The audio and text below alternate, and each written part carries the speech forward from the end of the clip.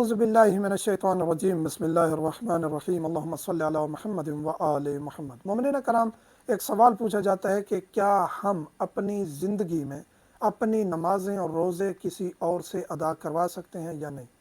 یعنی ایک بندہ مریض ہے، ایک بندہ ایجڈ ہے، یا ایک بندہ بیزی ہے اتنا بزنس میں، اپنی زندگی میں اب ایج ہو گئی ہے کہ اب وہ اس سے نمازیں اور روزے اپنی پچھلی لائف کے ادا نہیں ہو رہے، تو اب وہ کہتا ہے کہ میں کسی کو اجرت دے کے وہ نمازیں اور روزے ادا کروا لوں، تو کیا یہ جائز ہے یا نہیں ہے؟ حج تو ادا کروا سکتے ہیں۔ یہ ہم تمام چیزیں روایات سے اور اہل بیت علیہ السلام سے جو لیتے ہیں وہی بتاتے ہیں، جو حکم اہل بیت ہے اس پر ہی چلنا ہے۔ حج تو ادا کروا سکتا ہے ایک بندہ، یہ قرآن اور اہل بیت کا فرمان ہے، واضح ہے کہ ایک بندہ مریض ہے، استطاعت نہیں ہے، جسمانی طور پر استطاعت نہیں رکھتا کہ وہ سفر کر سکے، بزرگ ہو گیا ہے، مریض ہو گیا ہے، تو وہ کسی کو بھی نیابت پر بھیج کر اپنا حج ادا کروا سکتے ہیں۔ نماز اور روزہ کسی صورت میں بھی معاف نہیں ہے۔ ہاں، ایک بندہ جو ہے وہ اس کی جو ہے وہ نمازیں مس ہو گئی ہیں، اس پر شرعی طور پر واجب ہے کہ اپنی زندگی میں ادا کرے۔ پاسبل نہیں ہے تو وصیت کر کے جائے کہ میرا یہ پیسہ ہے، یہ مولانا صاحب آپ رکھیں یا یہ میرے ورثاء آپ رکھیں، جس پر بھی ٹرسٹ ہو اعتبار ہو، لے کے جائے، دے کے جائے کہ میری اتنے سال کی نمازیں، اتنے سال کے روزے جو مجھ سے جان بوجھ کر رہ گئے ہیں، یہ آپ میرے فوت ہونے کے بعد آپ نے ادا کروانی ہے۔ اگر وہ خود ادا نہیں کر سکتا،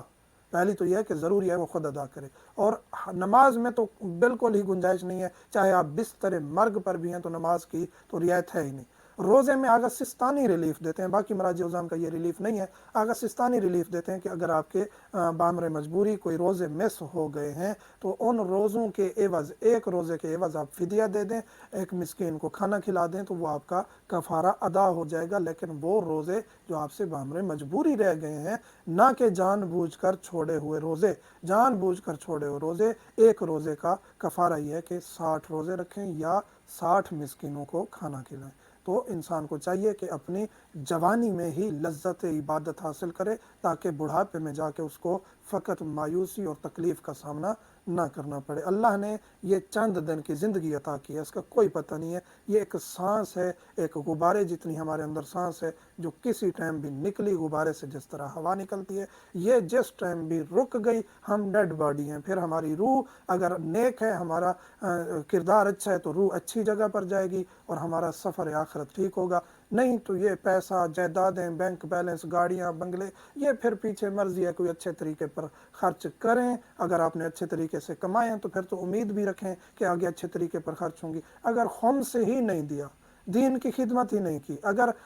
دین کے لیے آپ نے کچھ کیا ہی نہیں ہے، جیسے کہ ہمارا ادارہ ہے جامعہ سکینہ بنت الحسین، جامعہ ایمان ابو طالب، انشاءاللہ جلد ہم شروع کرنے جا رہے ہیں، ان کے لیے جو مومنین ہمارے ساتھ تعاون کرتے ہیں ہم ان کے لیے شب و روز دعا گو رہتے ہیں، لیکن یہ بہت کم تعداد ہے تعاون کرنے والوں کی۔ اگر اکثریت مومنین کی تعاون کرنا شروع کر دے تو ہم یہاں 100 بچیوں کی جگہ 1000 بچی بھی رکھ سکتے ہیں،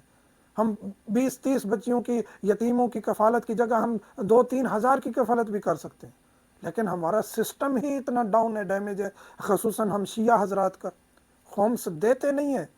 جو دینے والے ہیں ان کو بھی روکا جاتا ہے، یا ہمیں کہا جاتا ہے کہ جی آپ خمس کیوں لے رہے ہیں؟ میرے پاس 1-1 روپے کا حساب ہے، آپ مجھ سے اگر کوئی لینا چاہے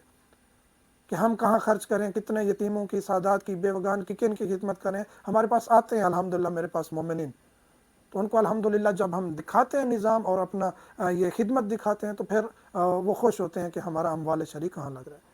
تو یہ انسان کو چاہیے کہ اپنے آپ کو ابھی سے ہی تزکیہ نفس کی طرف لے آئے، کیونکہ کوئی پتہ نہیں آج ہی یہ باڈی ڈیڈ باڈی بن سکتی ہے، اور پھر آگے کا سفر وہ اللہ کے حوالے ہے۔ پھر اچھے احکام ہوں گے تو سفر آخرت اچھا ہوگا، نہیں تو پھر عذاب الہی کے لیے انسان کو تیار رہنا چاہیے۔ مومنین سے ملتمس ہوں دعا میں یاد رکھا کریں، والحمدللہ رب العالمین۔